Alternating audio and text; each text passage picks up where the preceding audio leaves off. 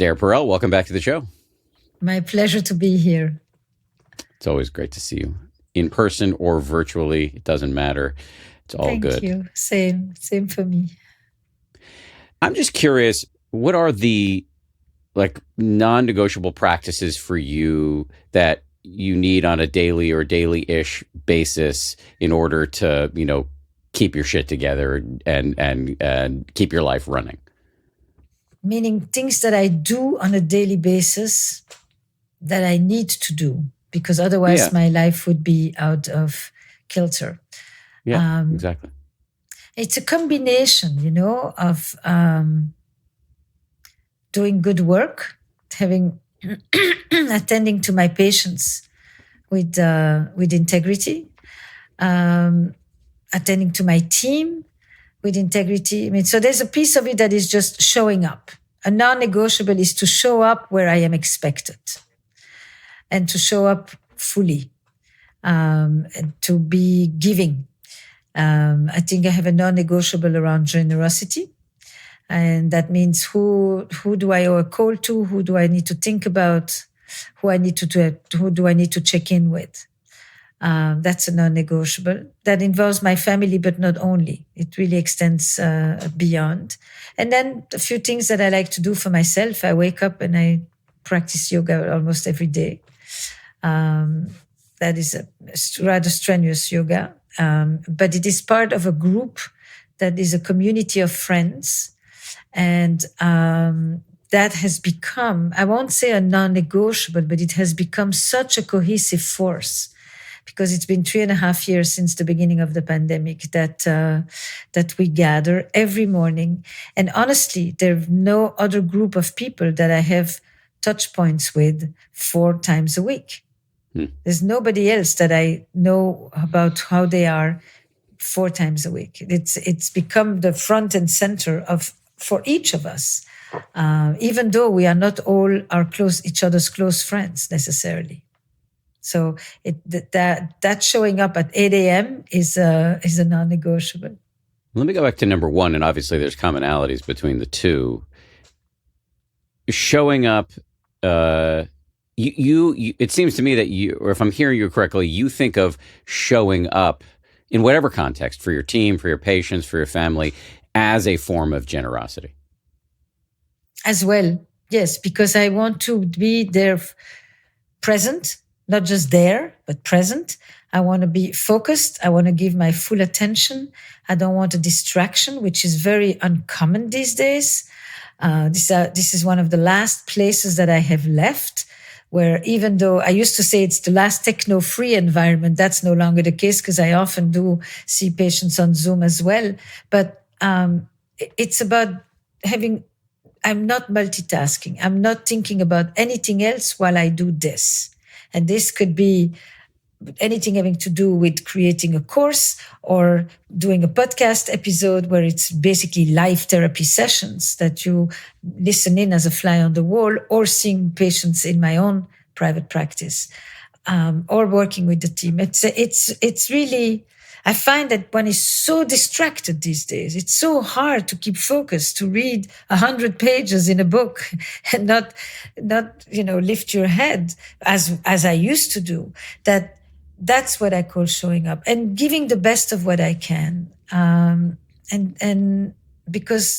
not letting people down who have expectations, or letting myself down of my own expectations. All of that for me is showing up. What are the biggest barriers to showing up for you? If I'm preoccupied, from covering a range of issues that make me anxious and that take me hostage and capture my attention away from where I am, that is a barrier. But interestingly, it can also work the other way around, is that sometimes when I'm most preoccupied or anxious or even sad because something really sad has happened, I find that those are the moments when I often work the best.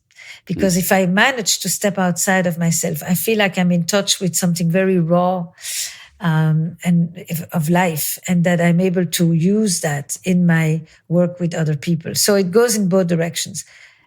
a certain level of rumination, obsessiveness, linked to something that preoccupies me and is that powerful that it can take away my concentration, that's a barrier. Hmm. And yet you said that it's so interesting. You said that there are, if I'm hearing you correctly, particularly with sadness, it can be the opposite of a distraction. It can somehow get you out of your head and give you sort of fuel for showing up.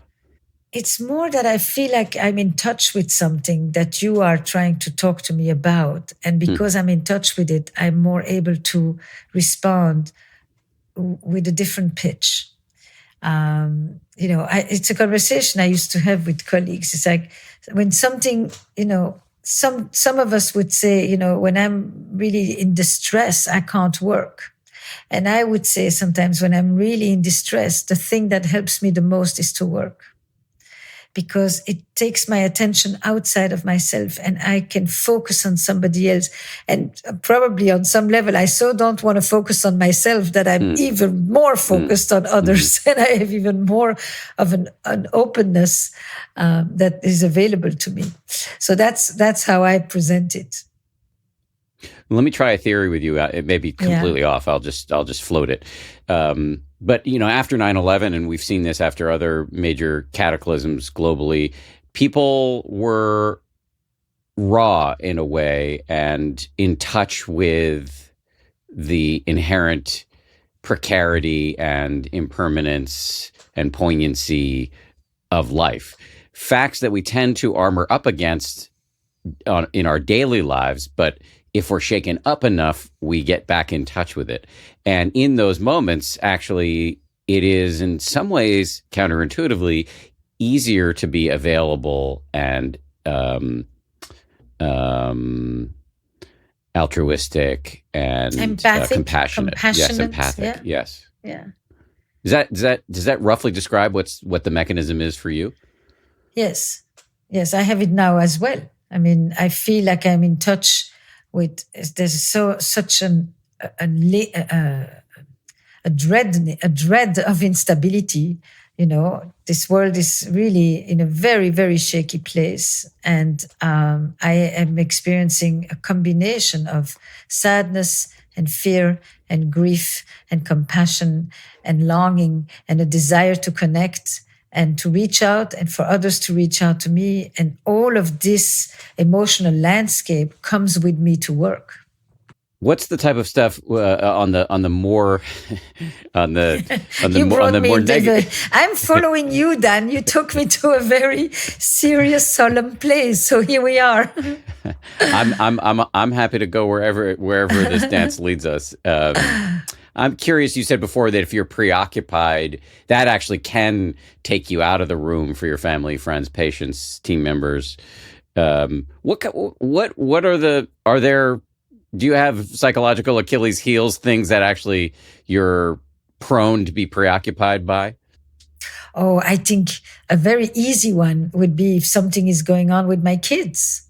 Hmm. That's like number one. You're only as happy as your kids are happy. So I have memories. It's not happening so much now, but I have memories of, I I can barely focus because I am thinking about what the Smurfs are dealing with.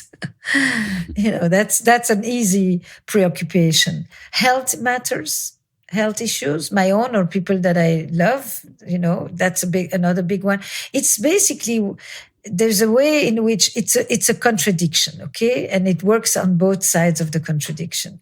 When my inner world or my world, my life is not stable, it's more challenging to provide stability for the people I work with. On the other hand, when my world is unstable, it opens up, it gives me access to a range of emotions that I'm not necessarily in touch with on a daily basis. And that range of emotions does open me up to working with a level of depth that I often think is even bigger than the one I strive for in a regular day. Yeah. No, for me that makes a lot of sense. Mm-hmm. Do you relate to that?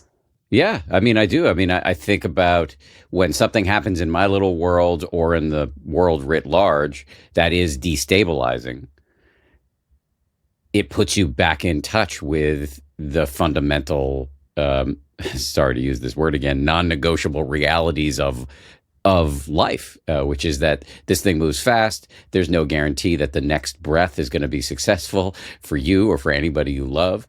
And there is the ground beneath our feet is not as stable as we would like to think. And we spend a lot of time, and I think are in many ways programmed for denial of these underlying realities. But when they become salient, there is a kind of, I don't know if I love this word, but like a tenderness that is available. It is. It is. It's a fragility. It's a tenderness that is a response to an awareness of the fragility of things. So you want to protect it. You don't want to, you feel suddenly that things can really go wrong. Mm-hmm. So there's a cherishing, there's a holding the fragility, and that is a tender expression. Yes, I think so. The other non-negotiable you listed at the beginning of the conversation was yoga.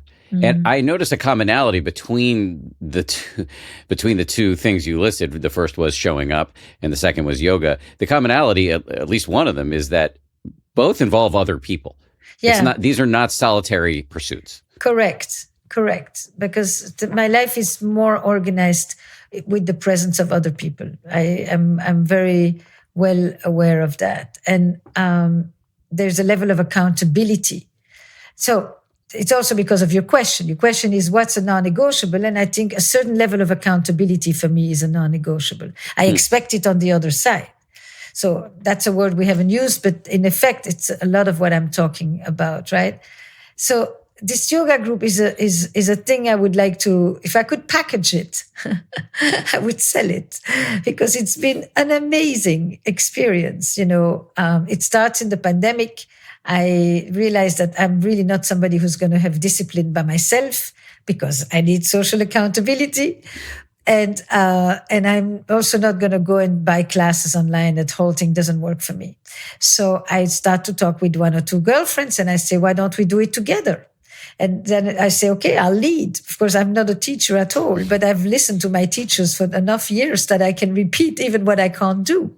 Anyway, we are about 15 or 16 now. We're not always there at the same time for every class, but we meet 4 times a week. We just met this week on the roof of one of us and, just to gather. Some of them had never met in person. And literally imagine 4 times a week, as you wake up, it's basically among the first things you do, and you meet these people and you discuss various things of life. And then 10, 15 minutes later, we get going and we are serious. And there's 5 teachers amongst us, 4 of them that are really, trained and licensed. And it becomes this incredible cohesive force. It's an intergenerational group that spans from 30 to 67. Babies were born, parents passed away, relationships broke up, relationships began. I mean, it's an unbelievable thing. It's really a novel, actually. It's a beautiful novel to write. And because the characters are hilarious, and we were this week literally saying, what makes this an interesting group? And it says all of this. It's the different generations. It's the different backgrounds. It's the serious and fun, the light and the heavy, the mischievous and the solemn. It just inhabits so many, nuances. And in that lives this hour and 15 minutes of intense, dedicated yoga that has literally changed. None of us were serious practitioners before, but we had nothing to do during the pandemic. So here we are, and so we became devoted to this thing. And it's communal.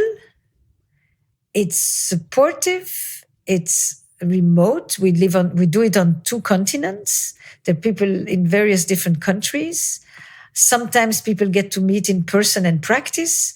It's like an amoeba. It's just a very interesting, flexible shape of a group that has become, without any planning, a very important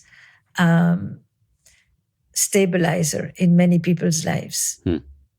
That's the best way to describe it. And you can do it with a movie club, a book club, a yoga club. It doesn't matter. But there's something about the frequency of it. Because when you're younger, you're in college or you're in, at work with people that you see every day, the friendship is built around sharing life together. But often later on, your friendships are the people that you meet to talk about your life too, but it's not the people with whom you experience the most amount of time. You don't see them at school, you don't see them at work, so you see them at dinner. And this thing has switched that around. You can actually, share life without having to just retell life. Long explanation for a thing that is, but because I literally went to the group this week, so I had a lot to say about it. Long explanations are welcome here. And I think it's really fascinating what you're pointing to. And it reminds me of one of my favorite Esther isms, which is the quality of your relationships will determine the quality of your life. And it is therefore very important to nurture relationships in many different contexts so that you have people you can march arm in arm with through this very unstable and precarious situation of being Right. alive. Yeah. So what I imagine some people listening to this might think, well, I'm not Esther Perel. I don't have as many friends. I don't have access to so many interesting people. Maybe I'm lonely. We're in the middle of an epidemic of loneliness, or I work remotely. I don't get to meet that many people. How do I create? Start this thing. Yeah. I started with one person. I said, I'm having a hard time doing this alone. How about you? This could be I'm having a hard time going out of the house, taking a walk, running, whatever it is. I'm having a hard time doing this alone. There's many of us lack that kind of motivation. But if somebody waits for you, it gives it a secondary meaning. The meaning is no longer just the activity, but the person you share the activity with. And then you say, and then constantly people say, there's somebody who wants to join. There's somebody who wants to join. That's how this thing grew. They all start by being people that are my friends, but it's also because I'm very interested at this point, especially talking about the loneliness epidemic, to create situations that are not artificial intimacy. That's a thing that I'm very preoccupied with, is where in real life, flesh, present. That's why I also started with the showing up. And adult friendships. I think that friendships, were tested during the pandemic. Friendships are being tested right now in this acute period of polarization, or period of acute polarization is more even correct. And on what does adult friendship represent? Families often, disintegrate. And friendship becomes it's the first relationship we choose freely when we are little, and it remains the most reciprocal relationship throughout. And so I'm very interested in friendship at this moment. And I would say to all of the people for whom this becomes interesting, it starts with one, then it becomes two, and then you will notice how much hunger there is for this. You don't have to go look for people. People will present themselves to you, but you have to tell them that you're doing this. Like, I don't necessarily go around talking about my morning activities, but now I think I have a story I want to share, because I think that I see what it's doing for the 15 other people, and not all of them have the same kind of social circle that I do necessarily, but something changed in their life, especially the younger ones. The younger ones, it's like 30-year-olds with 60-year-olds. That has a whole other conversation. And that's also 60-year-old with 30-year-olds. Nothing more important than intergenerational, which used to be done naturally by extended families, but we don't have that. So we are so locked into our own cohort, people with kindergartners together and people with teenagers together. And, that's not the way that wisdom gets passed. It's all these elements. Find the activity and then just think of one or two people and just say, this is what I would like to create. Are you interested? And then let me know what happens. What if you're an introvert? An introvert can write a message and just say, I've listened to this kind of music. Are you interested in this music? Introverts are not social. they experience their sociability differently. I think we have to be very accurate about that. Introverts may need to replenish alone and then accumulate the energy to be with others, versus extroverts who get energized by the presence of others. But that doesn't mean that introverts don't like the company of people. I think that there's a range of introversion. There's a lot of people who are very sociable that tell you, I'm an introvert. It's about not being alone. It's about being supported. It's about having witnesses to your life. It's about not feeling that when you go through the hard things of life, you're doing it without an empathic witness. And that's what makes all the difference. And especially in this moment, reach out to people. Just tell them, I was thinking of you. I think what's happening may be affecting you. It affects me. It's about, don't be afraid if you reach out and somebody says, no, everything okay. Well, then you say, that's so nice to hear. But it demands the minimum of what is the thread that will help us not dry up in solitude. No, solitude is not the right word. In aloneness, not even in loneliness, but in aloneness. As you may know, this podcast, 10% Happier, has a companion meditation app where you can go and learn how to put into practice all the cool stuff you learn right here on this show. You can go over to the app and learn how to drill all the wisdom from the show into your neurons. I like to think about it like science class in college, where the podcast is the lecture and the app is the lab. The app is called 10% Happier, just like this podcast. You can download it wherever you get your apps. Again, it's called 10% Happier. Search for it wherever you get your apps and download it for free. Just to build on that, and this is about me interviewing you, so I won't say too much here, but I had an experience where two years ago, I retired from my job as an anchorman at ABC News, where I was working on the weekends. Yeah. And so I didn't have much of a social life as a consequence for the 10 years or 11 years where I anchored on the weekends.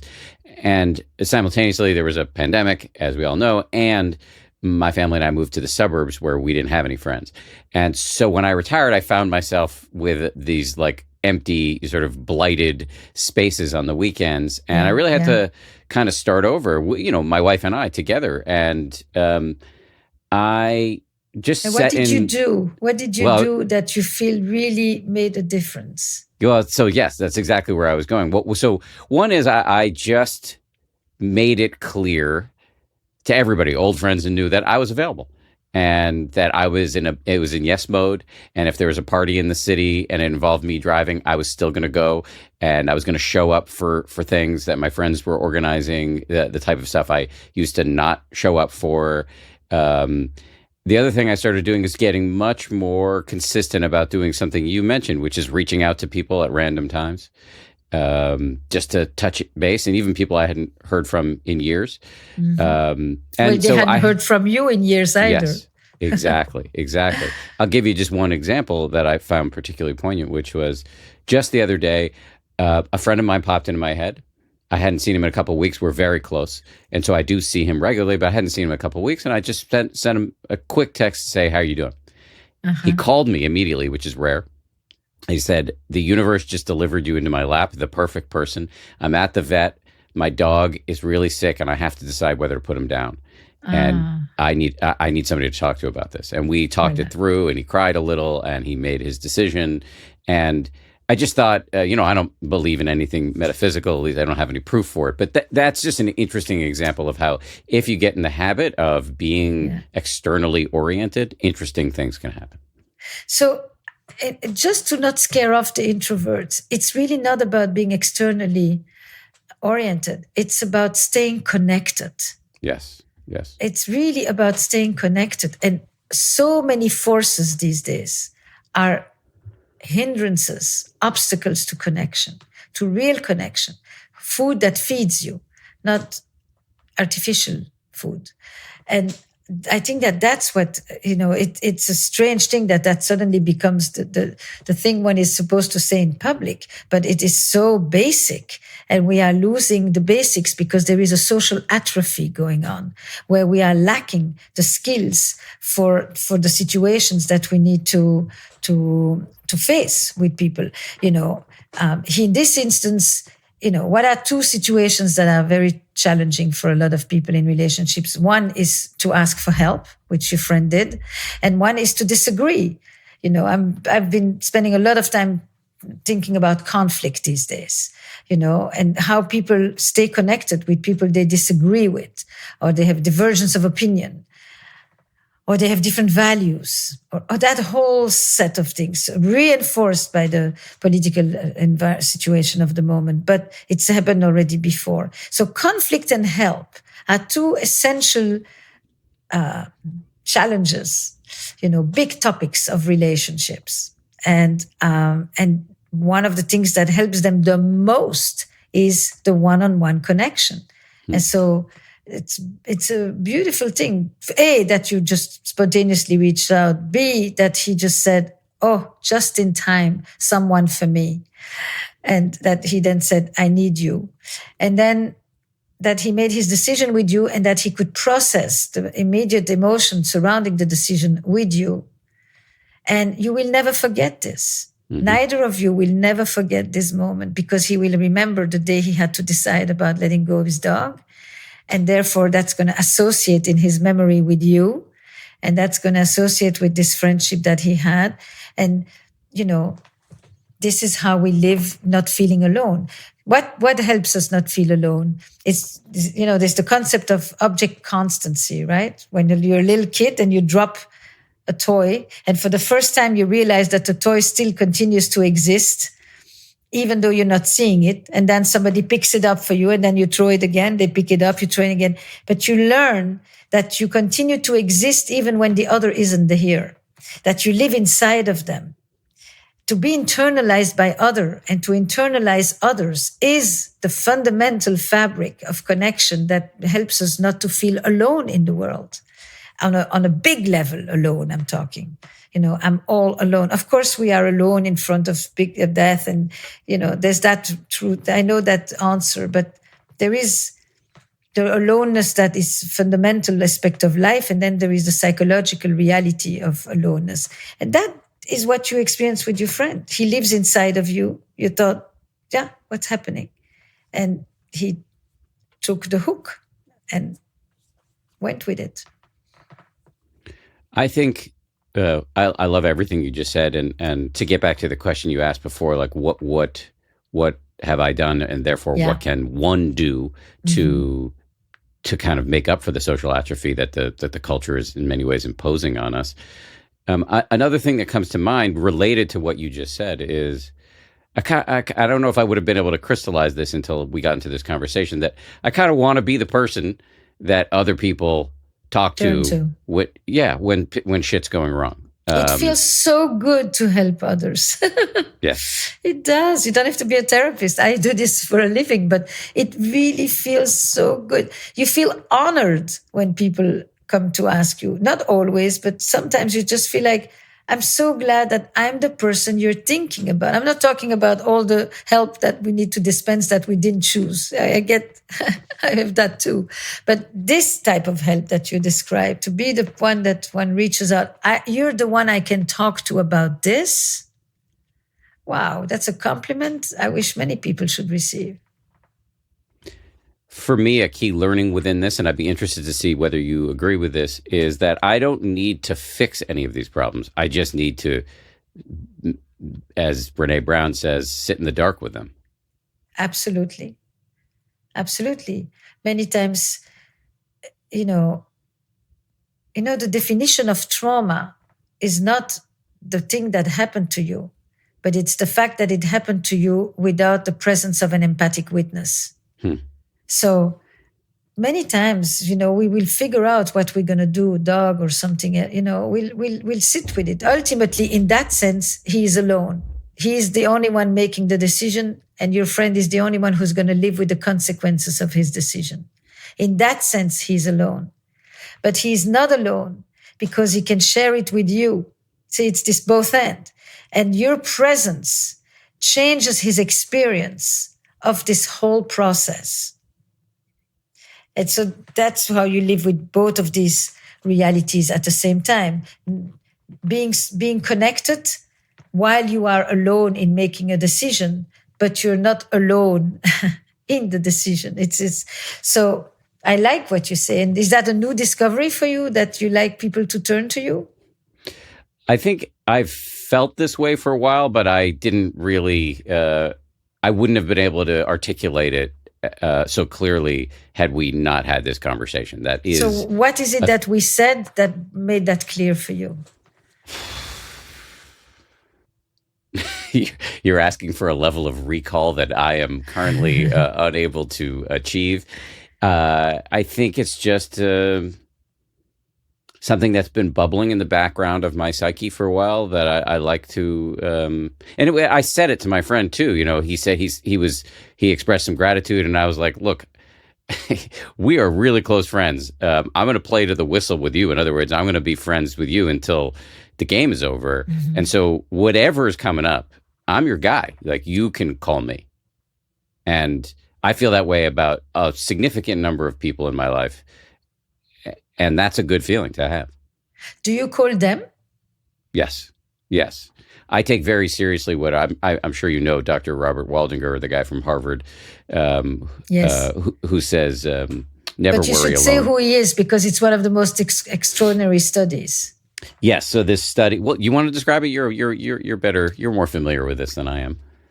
I mean, it's one of the longest studies done on men specifically, and on the social life of men. For 6 decades, I think he has been doing this study, right? About 60 yes. years. Yeah. And the most important piece of data or information is that the majority of these men, when they talk about quality of life, happiness, fulfillment, satisfaction, etc., will emphasize one thing above all, and that is their social connection. The quality of your life depends on the quality of your relationships. Or the quality of your relationships determines the quality of your life. Turn it in every direction. It's not their work. It's not their achievements. It's not their money. It's who cares about them, and who do they know? Who do they care about? That's how I would summarize it. What would you have said? I think that's exactly right. And as Waldinger has explained on this podcast and on others, that what they found is that longevity is very much linked to right. the quality of people's social connections. And he says the mechanism for that is that stress is generally what kills us over time, and that stress can be reduced through right.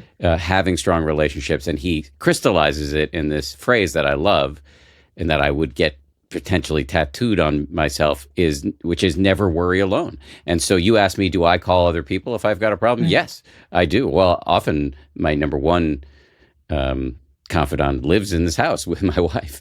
But if she's unavailable, or if, I want outside opinions, I will not do it alone. I used to, and I don't anymore. And I think that because it's a study of men, it has even more power. Because there is a sense, an internalized set of messages by which men often think they have to do it by themselves, that, to depend on others is a diminishment of them and a belittlement of who they are. And that the power comes in the stoicism and in the fearlessness and in the self-reliance, etc., etc. And there's a reason men die a lot earlier than women, and often alone. And it doesn't have to be this way. And it wasn't always this way. That's the other thing. This is a rather recent development in our Western societies. I think it's important to say that. There's nothing intrinsic in masculinity that sets us up for that. That's so interesting. Yes. So it's not impossible to overcome this conditioning, because it's not right in our DNA or in our chromosomes as male identified people. No, and people can go, no. I mean, when you look at the research and you look at history and, 19th century, I mean, men were surrounded by men. They had a different way of defining friendship and things that they shared as part of friendship. But it's okay. Friendship can be multilingual. It's not one way to experience friendship. Agree completely. Let me just go back to something you said earlier, Esther, about conflict, and that you've been Yes. thinking a lot about this. What are the headlines in your thinking vis-a-vis conflict and relationships? You know, it's an interesting thing. I started to think about conflict because I had a sense that more and more people were coming to talk to me about how they don't know they don't know how to maintain a connection with people they disagree with, friends, families, and family members. As a couples therapist and a family therapist, you working with conflict is a central piece of the work. But I wanted to conceptualize it, and I actually created a course on it. It's a 1 hour course where I just summarized, what I think is important for people to. Because when you deal better with conflict, what you actually are doing is connecting better. The conflict is just the obstacle to the connection. It's not like you want to just do a course on conflict. So it's called turning conflict into connection. And what I wanted to say is conflict is intrinsic to relationships. I mean, we are meant to argue. We are meant to sometimes fight. Sometimes fighting is extremely useful. It restores a wrong. It creates a different balance. It allows for certain things to be changed. I mean, this is not a negative in and of itself. And therefore, there is productive conflict and there is destructive conflict. And I wanted to parse that out. What's the difference about that? What are the feeding strategies that people consistently, get into when they enter into the dark space of conflict, the cycle of conflict?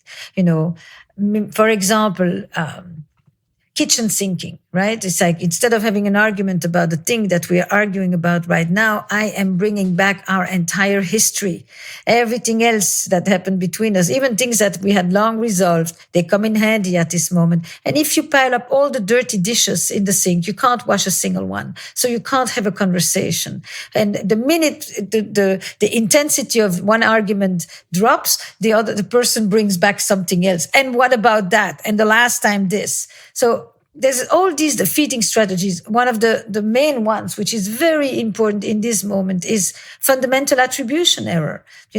We think of ourselves as more complex than the other when we polarize. And we think that when we do something, it's circumstantial. I didn't respond because I had different things happen to me that made it challenging for me to respond. And so unfortunately, I wasn't polite or caring or, but you didn't respond because you are a cold person and you are, an uncaring person and you are an irresponsible type, etc. So mine is circumstantial and yours is characterological. This is happening at this particular moment as well. Totalistic thinking, you are this, you always, you never, rather than understanding that much of this is rooted in our experience and it's pseudo-factual talk. But we think that we are making statements about the other, defensiveness, blame, and basically what is polarization is I say something that provokes you and makes you then say the thing that is harder to me. I hurt you, you're going to hurt me back plus. And we escalate, and we find ourselves both in complete different corners in a massive trigger chain. And this happens in intimate relationships, and this happens in families, and this is happening now on the vast social landscape of our countries. And I just thought, if I can do something on the micro, maybe it can have some effect on the macro, but helping people save themselves from these cycles became something it's probably one of the most challenging aspects of our work and one of the most important aspects of our work. I've heard Did it I argued in explain that accurately? Did I explain that well, very Dan? well. I have a million more questions, but yeah, it's super compelling, and I think universally relatable. I've heard it argue, and I wonder if you agree that there is healthy conflict, and then there's high conflict. And maybe this is just another way to say what you said before about productive conflict and destructive conflict. We need some level of conflict, but it can lapse into a vicious spiral. Yes. I mean, you know, you can call it healthy. I don't usually, it's not an adjective I find particularly useful here, but I can fight with you. I disagree vehemently. When I was doing the course, a scene came back that I had actually not thought about in a while. Friday night in my house, we often had family dinner. And we would launch into the most acrimonious political conversations. We're in the 70s, so you can decide what are the issues we were all fighting about. And we would scream. And I would say, how can you think such a thing? And what kind of person says this kind of thing? I'm like 16, 17, 18. And in the middle of the argument, somebody would say, the apple cake is delicious. And then we would continue. And we lived with very powerful, strong differences of opinions about major events of the day. But the connection was preserved just by this little bid that said, the cheesecake is good or something like that. So what is not healthy or what is destructive is when you attack the person, when you want to shame them, when you talk to them with contempt, when you belittle their concerns, where you tell them, oh, you have a problem? Let me tell you about my problem. Or you think you have a little boo-boo? Or you think you are in pain? Or you think you have a major problem? Let me tell you about a bigger problem. When you disqualify systematically what the other person is saying, when they say 5 things to you and you take the one thing you can disagree with and you start to argue just on that one thing when everything else would have demanded a little acknowledgement of your part, or in other words, I think there's 3 main themes that undergird every type of fighting. It's either, no matter what the subject is, because it's not what you're fighting about, it's what you're fighting for. So that's what you're working on, right? What is it that these people are fighting for? Are they fighting for power and control, and they feel that there is an imbalance and there is the priorities and the decisions of the other take precedence? Are they fighting for care and closeness? Do you have my back? Can I trust you? Or are they fighting for respect and recognition? Do you value me? Do I matter? These are 3 ideas that I take from the work of Howard Markman, and I think it's very clear and very simple. And when you present it like that to people, they know instantly. It's not the kids, it's not the money, it's not the sex, it's not the in-laws, it's not the values, it's any of these 3 that is underneath. What are you fighting for? And I thought, this is part of the atrophy that is happening too. This is something I want to say. I'm on a roll. One of the questions I asked at a recent talk that I did was almost 4,000 people. And I asked, did you grow up playing freely on the street? Did you then? Yes. Do your children grow up playing freely on the street? I try to encourage them to, but they don't. Right. And in that transition, what we lost is years of unmonitored, unchoreographed, unscripted social negotiation between children who negotiate rules and breaking the rules and making friends and breaking up friends and being jealous and competing and making up this entire toolbox of social skills that de facto helps you deal with conflict. And that entire apprenticeship is disappeared. That's part of the social atrophy. And that's part of why people cut off family members, friends at a speed that is unprecedented, because I shouldn't have to be uncomfortable. Yes. with somebody who thinks very differently from me. That has social consequences for a society at large. That doesn't just stay in the domestic realm. I did an interview recently that has really stayed with me with this Dr. Ross Marin, who runs the Center for Anxiety at Harvard. I like to joke that that's probably not the most fun place, the Center for Anxiety. But one of his theories, and you just touched on it, is that part of what's driving this epidemic, never before seen levels of anxiety, is not that the world is in any way less safe, because by every objective measure, it is safer. We are wealthier. We're more educated than it's ever been. But what's happened is this diminution, this atrophy in our willingness to be uncomfortable.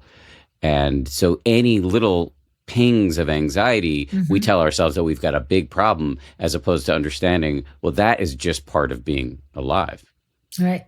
And I think that one of the things that is contributing to that is that we are basically often today experiencing from very early on a type of assisted living, right? We have a set of predictive technologies that are telling us how to get somewhere and what to watch and what to listen and who to date and where to shop, and everything shows up. And every one of these predictive technologies has a goal, which is to remove friction, to remove obstacles, to remove discomfort, to make it smooth and polished.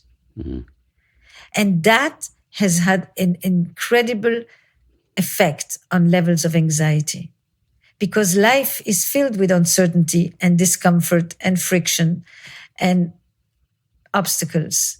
And if you develop a sense that things should be like that without anything disrupting you, and you get lured into it, when things happen, you do not know how to handle it. So we know that there is an increase of anxiety that is a direct consequence of the inability to tolerate uncertainty, to tolerate obstacles, frictions, and the lack of practice.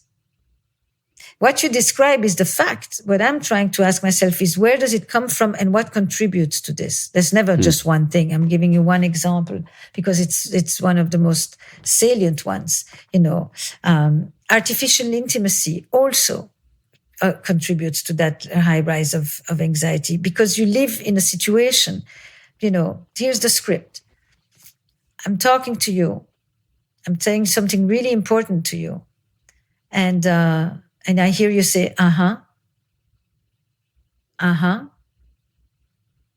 And I know that you're doing something else. You're texting someone else or you're multitasking. And I'm sharing something important. And I'm having this experience of, are you there or are you not there? Ambiguous loss, we call this. Ambiguous loss makes people feel very anxious too, because you don't know, are you with me or are you actually not with me? So there's a host of different situations like that in our social life, living at this moment, that contribute to this heightened anxiety or to the inability to tolerate discomfort. We only have a couple minutes left, but if there was one or two things that you could recommend to people to get better at experiencing discomfort and anxiety so that they can fortify themselves for the inevitable ups and downs of life, what would those be? I think your line about don't worry alone is crucial. That thing that I said, number 3, when you asked me the non-negotiables, who do you owe a phone call to? And I'm saying a phone call, which is after the text, because the voice is so important. I mean, you and I both are podcasters. We know, most of us, the people know your voice and my voice by listening with AirPods, to very gripping conversations, or for me, it's sessions with couples and individuals that are just so, you're right there. You've never ever seen the intimacy of others to such a degree. So I say to people, call. The voice is the first thing that we develop in utero. It's an important aspect of our connection and of not being alone, if you can. Who do you owe an apology to? That's another big one. You know, who do you need to? Who do you want to take a walk with? Just basic things like that. So I am a major promoter of social interaction. It can be, who do you want to go to a live concert with? When you buy tickets for a concert, buy two. Or this is an interesting thing. When I did this talk in London that I just mentioned before, I asked people to stand up if they had come alone. And I was really amazed. A third of the audience came alone to an evening on relationships. And I thought, wow. And then I said, all of you sitting next to someone who is standing, please introduce yourself and make sure that they don't leave the way they came as the new kid in the class. So it's about engineering these kinds of interactions. I was coaching a patient of mine and a group of young people. I said, you're going to go out, why don't you check who is having dinner plans? People may often be busy 3 weeks before, but they're not busy the day of. It's an amazing thing how many people are going to spend the night at home. Who wants to go have a bite? You don't cook, just bring 4 people into your house and just each one bring something, or cook together. Or cooking together is an amazing thing, that you do with very little. Nothing has to be fancy. It's these communal experiences, they say. We did a whole study on families in Ukraine and mothers in Ukraine a couple of years back. And what was so interesting is that what did people want the most to help them with their anxiety, with their sense of dread, with the war that was raging around them, is to come together in a kitchen, cook, and talk as they cook. Don't just talk. Do something with your hands. And if you can, do something with your feet. Be in motion. Because then the body processes this and it discharges some of the tension, and you can co-regulate together as you are in the kitchen or as you are on a walk. So it's these touch points that I think are crucial for our basic well-being at this moment. I mean, I can go on and give others, but if I was to start, I spend an enormous amount of time telling people to do these little motions. And then I say to them, just send me a text with a check so I know you did it. If you want to tell me more, go ahead. I have yet to hear somebody say, once in a blue moon, they say I reached out and there was no answer. 99% of the time, people just send me even a smiley just to say, this was such a good idea. I would never have thought about it. You're going swimming, call somebody. You're going to the gym, call somebody. Text someone. Just check, because there is always someone who needs the one who's going to go anyway in order to do the thing they want to do, but wouldn't be doing alone because they're on the couch and they're just saying, not tonight. I don't have the energy. But I've never known anybody who went and regretted afterwards. I'm going to put some links in the show notes, one to your conflict course and also to a talk that you gave at South by Southwest that you texted me a couple months ago that I just thought was unbelievable. And you in that talk, you mention ambiguous loss and some of the detrimental impacts of having a friction-free life in courtesy of digital technology. I just want to say in closing here, and I hope you already know this, but I'm just such a massive fan of yours in person and professionally, and you're doing the Lord's work. So thank you for coming on the show and for everything you do. It's a pleasure. It's always a real treat of a conversation. And I was on a roll.